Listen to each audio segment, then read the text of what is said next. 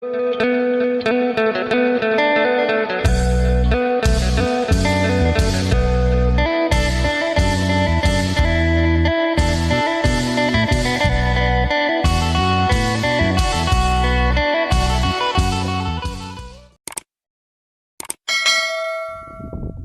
บสบายดีและสวัสดีพ่อแม่พี่น้อง FC กันมื้อสุขคนบ่ว่าทางฝั่งลาวทางฝั่งไทยหรือต่างประเทศยินดีต้อนรับเข้าสู่ช่องบ่าวจำม่ำอีกแล้วตอนนี้ก็อยู่แคมป์น้องคือเก่าเนาะจนเขียวเนาะ10ปลายมือยังบ่ทันแห้งจักเพอีกเลยจักพังนี่แหละพ่อแม่พี่น้องเหนื่อยชมนะมาจะมั่งก็อยู่ไปจอบของไม่เท่าเพิ่นดีขึ้นแล้วหรือบ่เนาะอาการเพิ่นเป็นจังใดเหลืออยู่ประมาณเม็ดปลายเม็ดเช้าเนาะแต่น้ำน้องกว้างลายเม็ดก้อนอยู่เนาะ60มันทนเนาะเลิกเม็ดเช้าลายเม็ดก้อนอยู่ได้พ่อแม่พี่น้องสบายดีซะน้อยพอดีแล้วเนาะอ๋อได้ปลานิลกินแรงแม่เฒ่าขึ้นไปโบสถ์ได้มื้อนี้เนาะ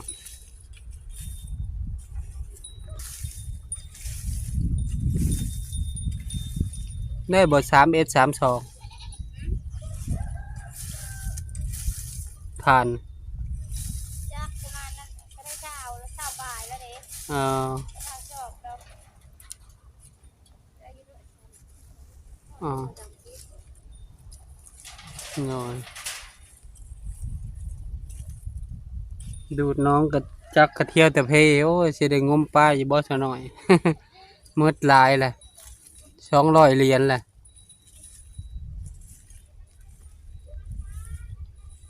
ปลาหามีหลายอยู่ปลาน่ะคันดูดแห้งปลา20กว่าปีเนาะ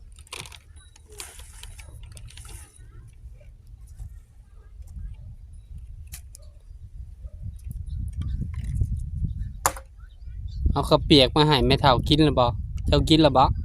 กินแต่เช้าพุ่นเนาะเอาข้าวเปียกให้ซะหน่อยแต่เช้าแม่เฒ่าบ่อยู่แล้วเงาๆเนาะบ่ได้มานั่งเล่นแล้วมาทันน้องพอดีน้องแห้งใครแน่น้องคันมีรถไถแล้วล่ะใครแน่รถไถแล้วน่ะควงใส่รถควงใส่กับรถไถแล้วน่ะมันสิไวกว่ามันมีห่านมันเด้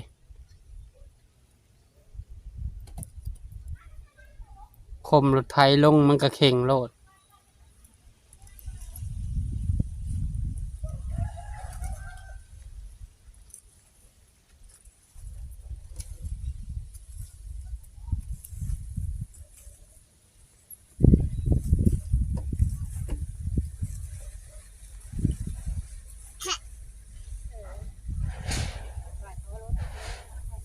โอ้ระวังเลยลูกดาดเด้แมวเอารถดาดเด้อ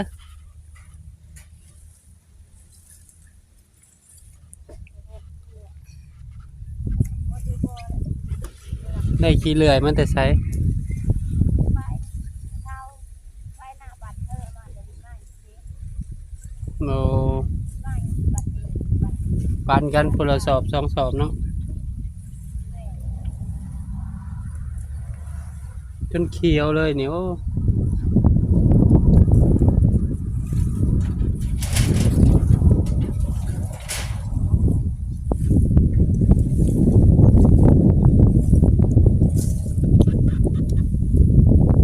กินข้าวกับป้าบ่อาบน้ำเด้ออาบน้ำใส่เสื้อแขนยาวเด้อโอ้คืนสาวน้อยจิตรถบ่สาวน้อยเนี่ยชื่อแน่เนาะคนเองแน่ตัดเองแน่ช่ำบ่ชื่อเลยตัดเองก็จ้างเขามาก็เท่าไร50 60ล่ะ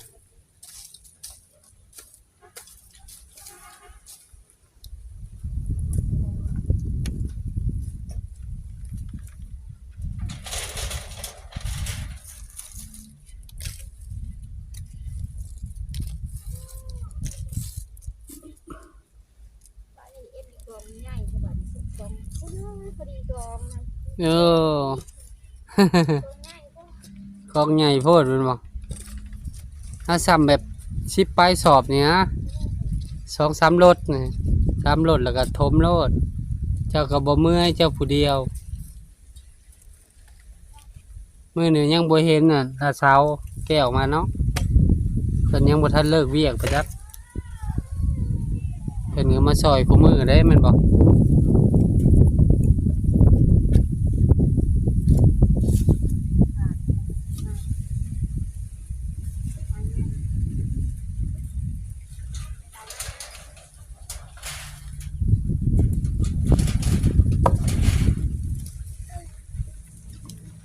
เบิ่งดูไม่เท่าเราเฮ็ดหยังเอ่อยังบ่ทันดีขึ้นบ่อ๋อโหขวดแล้วก็ยังบ่มีลูกค้าเนาะโอ้เฮ็ดจังเด้ไม่เท่านะโอ้นอนบ่หนาวบ่ไม่เท่าหนาวสบายดีไม่เท่ามาหากะมาแต่โบสถ์บ่ลืมมาดนเลย มาดูเนื้อ อ๋อ หนาวจะเจ็บกับปะนั้น เจ็บบ่ไม่เท่า เล็กๆมาแล้ว ยังเจ็บอยู่บ่ ยังเจ็บอยู่ มันคืออยากซ้ำๆในเอิกเจ้านะโอ้ยบ่ได้กินยาเนาะไม่เท่าเนาะ กินยื้อยากับ ยาแก้อักเสบได ยาน้อยชื่อมาเออยาย าหยังยาไหลเลือด ยา อัมปี เลือดฉับเลือดดีเลือดช้ เออยาอัมปียาต้านเชื้อเขา ำ เอิ้น ยาเลือดเจ็บ ยาแก้อักเสบอันนั้นแหละ โอ้ยเอาเลยหยังมาจอบให้มาฝากกระเปียกมาให้กับสาวน้อยนะกินแล้วบ่อ๋อตุ้มไม่เท่าตุ้มโลดอากาศเย็นตุ้มโลดเอาผ้าพก หนาวมือเช้าค่ะ โอ้ อันว่านี่นะไปเจ็บไปเลยนะ โดย จะแจ้งมือเช้าหรือลูกดีดีได้ โอ้ยเนาะ เจ็บเยอะ เราก็บ่มีเงิน คือบ่ให้ลูกสาวจะพาไปหาหมอเบิ่งไปบอกอาการเพิ่นจึงวางยาได้แม่เฒ่าย่านมันเป็นหันเป็นนี่ได้แม่เฒ่า คนละเว้า อืม โอ้ยเจ็บ คันเฮามีเงินเฮาพาเจะไปแล้ว กระดูกหักกระบอก โอ้ย เจ็บอยู่ปกติมันบ่ได้เศร้าแล้ว มันมีเช่าหมด อั แล้ น ว นี้มันช้ำในน่ะ ก็ยังไม่ทำในมันเจ็บอยู่ อืได้หมักบวบมาได้ทางได้หมักอื้อ นั่นค่อยได้ไปโบสไม่ไปแต่หึงแล้วมัน โดย ช้าไป อ๋อ มาหนึ่งยี่ห้อจะพักมันน้ำท่า อ๋อ เจอบอกว่าอีน้ำมือหันเฮ้ยน้อย เอาล้อมาชุกเลยเนอ เอ มัน อ สามเจอจะไปเห็นบ่รอดไปเอา บัดนี้ก็เจ็บก็เฮาก็บ่พาไปโดนๆไปเถื่อก็บ่เป็นหยังขอบเพิ่น เดินได้ดอกคนไหนไปแล้วก็จะไปเจ๊ โอ้ยเจ็บก็ยังไปอืม มึงเจ็บบัดมาเลยคือเจ็บเดียวแล้วตีก็มีได้ โอ้ยน้องเฒ่า มีได้ไปว่าโอ้ยยังคาดเชื้อคาดที่เจ็บละบาดนี่ชี้แนวเลย เจ็บเพื่อมันสิเศร้าบ่เป็นง่ายได้ เพิ่มที่เช่า อันนี้เจ้ายังเน้นหน้าเอิกมาใช้แต่ยาพื้นเมืองบ่ได้กินยาน่ะนำ กินแต่ยา คันมีเงินยังว่าพาไปเอ็กโกเด้ กันนั้น แม่นว่าไม่เท่าจักเท่าไร400,000 500,000 แรก ประมาณ1,100เด้ขวดครบหมดน่ะ อันนี้เงินที่เสียไปมีโตเบิ่งเท่านั้น ญาติมันเป็นหันเป็นนี่ทางในเฮาก็บ่ฮู้เห็นบ่ในเอิกเจ้านี่อยากเขียวๆนะ อันนี้นะ อ่า เดี๋ยวเจ๊ได้มัน ตุ้มรถไม่เท่าตุ้ม เจ็บมัน ตุ้มไม่เท่า มันหนาวฮะตุ้มรถได้ยังกินแรงเจ้านะ โอ้ยก็ชื่อปานี้โตโต อ๋อ มาแต่คุณ มาอื่นสิตักข้าวมาให้ อาชีพ เอาข้าวไปซีแล้วก็เอาข้าวไปซีเบิดเลยก็สิมาแบ่งให้เจ้าจัก2-3โลพอดีหนึ่งกินไม่เท่าไอ้นอนนอนลงเมื่อยก็นอนลง มาแต่ตัวเจ็บเจ็บเลย โอ้ย อันนี้ค่ะ โอ้ ลูกก็เกิดนางก็เกิด โอ้ยบาดเจ็บ หน้าที่เรามีเข้ามากตายยาก หนึ่งข้าวเย็นบ่มื้นสิไปเอาข้าวไปซีปลาไว้แล้วยังบ่ทันได้ไปเอา เขาเย็นเอา อดเอามื้ออื่นจังสิไปเอาข้าวแล้วสิตักให้2-3โลพอได้กินไปเท่าไอ้ เจ็บเนาะยังเจ็บอยู่เจ้ายังห่มอยู่บ่ยาเจ้าใบหนาดใบยังคือบ่ห่ม hôm như ห่มอยู่บ่ mới ra cái bữa đèn nó đi đâu nó coi gì để hôm coi tay vô coi má coi hôm mơ nhưng ตุ้มเลิกมันหนาวมันยังครับโอ้ยผ้าแพร่กับบ้านก็เห็นบ่ mang vô họ bán thì nhà này luôn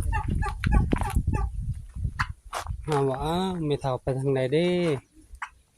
บ่ช่วยเข้าบ่ไอ้หน้าเปื่อยโพดเหนียวได้หั่น bữa đẻ coi tôm nưng nè นึ่งหยัง nưng bữa đèn nè โอ้นึ่งเปลือกแดงบ่ phụ nè เอาบ่สิเอาให้เลยนี่ hạt cà khang มันได้มันนี่ขึ้นอายแห้งก็ได้ฮะ cứ nó đó จักหน่อยบ่ ừ, โอ้ยไม่เท่าบาดสิเจ็บเนาะ khá chị chếp. khá chị chếp น้องเฮาก็จักมันมีอาถรรพ์มีหยังบ่คือว่าเที่ยวแต่เพมื้อนี้แม่เฮามาก็ครอบให้แม่เฮาครอบให้ครอบข้างนู้นข้างแม่นะมื้อเช้านี่ก็ครอบ chắc đi cái gì thì บ่เป็นตาสิเพกับเพนั่นแหละอีหยังก็เปลี่ยนใหม่เบิดแต่ก็ยังบ่ได้เอาเลยเอาว่ะ ừ, ừ. แปลกแท้มันสิแห้งเลย Nè. Đây đồ đèn thì là ครอบก็ว่าครอบแล้ว เป็นน้ำหยังวะมื้อนี้ก็บ่ได้ติดมันมื้อนี้ก็ถ้าน้ำบ่าวเพิ่นก็ไปเฮือนดี พี่น้องมันตาย เลยบ่ได้เฮ็ดหยังมันลูกปืนก็แตก2เครื่องเลย เครื่องที่3ผัดติดเลยน้ำบ่ขึ้นมัน ừ. มันผิวมันหยังอีกยังได้แป้งใหม่อีกโอ้ยที่เข้าฮอดปีใหม่บ่จักว่าพ้นสิตกก่อนก็บ่จัก chắc là จึงสิแห้งเนาะแม่เฒ่าเฮาว่าโอ้ย làm từng cái con Việt Nam chàm อยากได้แห้งพอได้ปลาชื่อหลายเฮาแนมมึงหลายอีหลีปลานี่ ở lại đó มันชาวปลายปีเลยเด้ mẹ là mẹ phải lu giờ hành phương thì đào đâm tù đâm lư มันเลิกพะสิเอาได้เนาะแม่เฒ่า mình lu thì làm không đi đấy đâm học khoan hè thì đưa cung chứ ở đây vậy đó โอ้ยบาดเจ็บเอาก็เลยย่างมาจอบมื้อเช้านี่บ่เห็นจะเอาไปถามซะหน่อยว่าแม่เฒ่าไปโบสถ์เอาโจ๊กต้มโจ๊กมาให้กินให้เจ้าสดกินบ่มีแห้ง ôi vì tài rồi cái tiền vì tài ôi tình ơi chị vợ tài cái đó บ่มีเงินเลยบ่แม่เฒ่าสิไปกวดกันเนาะลำบากตรงเงินนี่แหละเนาะแม่เฒ่าเนาะ เฮาก็ลำบากคือกันแล้วบ่ได้เฮ็ดได้หาหยังช่องบ่มีหยังก็ได้มีหยังก็กินมีแต่ข้าวกับหาปูหาปลากินไปสิแหล้วกันมีเงินหยังว่าพาแม่เฒ่าไปเอกโกไปเอกหยังเบิ่งไปเบิ่งทางในแม่เฒ่าฮอดย่านเป็นหันเป็นนี่ผู้เฒ่าเด้ก็ซั่นเจ้ายังเจ็บอยู่เด้นี่3มื้อแล้วบ่นี่4มื้อ 3มื้อนี่ยังเจ็บอยู่ กินยาก็ยังบ่ซังเซา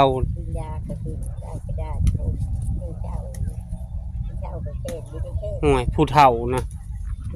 จักผู้เฒ่าผู้หนุ่มเจ็บก็ต้องได้ไปรักษาแล้วมันน่ะบ่มีเงินมีคำอ๋อซื้อของอยู่ของกินไว้บ่แม่นซื้อพื้นไว้บ่ซื้อพื้นไว้จักรถเนาะ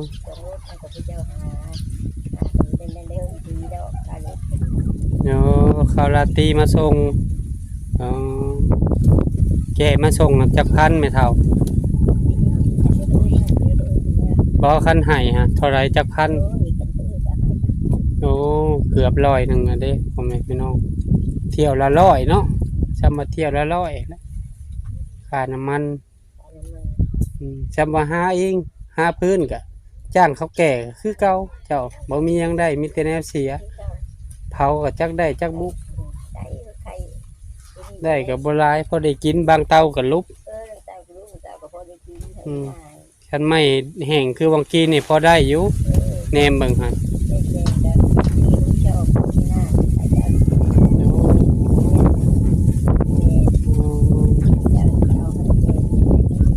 อ๋อใช่นี่ใช่ชิ้นแหน่ไปเอาเข้ามาก่อนบ่ เอาของอยู่ของกินนั่นแหละแม่นเฒ่าแม่นบ่ปวดห่วงบ่ทันน่ะ เป็นก็แม่ก็คือไว้ใจจะฆ่าพื้น เฮ้ยตะกะบาปนำแม่เฒ่าเนาะฝากพ่อๆแม่ๆเป็นกำลังใจแม่เฒ่าหน่อยเด้อพ่อแม่พี่น้องโดยสาวน้อยได้บ่าวจะมั่มก็ได้แต่สงสารน่ะเนาะบ่าวจะมั่มเองก็ยังลำบากคันมีเงินนี่ยังพาเพิ่นไปกวดเพิ่นยังเจ็บอยู่พ่อแม่พี่น้องอาศัยแบบยาพื้นเมืองเปลือกแดงกับใบหนาดแล้วก็มาอมมาดาดแล้วกินยาอัมปีย่านเพิ่นยังเจ็บอยู่มันยังเครื่องอยู่ทางในโดยเอาเป็นกำลังใจแม่เฒ่าสู้ๆบัดนี้ระมัดระวังเด้อคันสิไปนำลูกนำหลานเฮาก็มันบ่ได้อยู่ตลอดเด้คันเฮาอยู่ตลอดยังว่าไปรับไปส่งโดยเอามาฮอดนี้บ่าวจะมั่มก็ขอบุญขอบคุณพ่อๆแม่ๆ FC ทุกท่านที่เบิ่งคลิปบ่าวจะมั่มแต่ต้นจนจบโดยบ่ขามโฆษณาเพื่อเป็นกำลังใจให้แม่เฒ่าคำสาวน้อยพ่อเฒ่าคูณแม่เฒ่าหนอแก้วเนาะพ่อแม่ FC เบิ่งอยู่จังหวัดใดเมืองใดแข่งใดเลิกงานแล้วบ่ทักทายสบายดีเด้ออยู่ทางประเทศลาวทางบ้านเบาทางบ้านแม่เฒ่านี่ลมแห้งพ่อแม่พี่น้องโดยฝากเป็นกำลังใจให้บ่าวจะมั่มครอบครัวบ่าวจะมั่มกดติดตามกดไลค์กดแชร์อย่าลืมกดกระดิ่งเพื่อบ่พลาดคลิปใหม่ๆของบ่าวจะมั่มก็สิขอตัวลาพ่อแม่พี่น้องไปก่อนก็สิค่อย